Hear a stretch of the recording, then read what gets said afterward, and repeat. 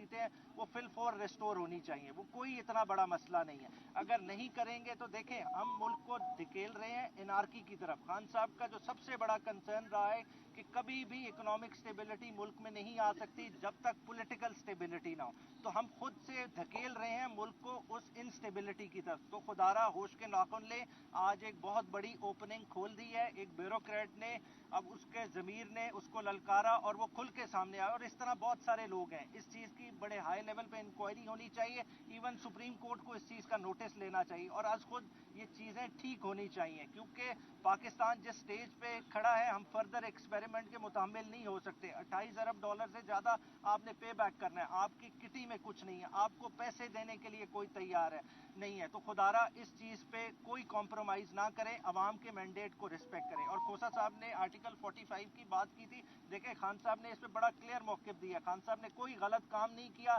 ना वो कोई पार्डन लेंगे, वो इस सिस्टम के अंदर अदालती जंग लड़ के ही वापस आएंगे और इस पार्लियामान का दोबारा हिस्सा होंगे और हम सब उनके बिहाफ पे उनकी जगह रख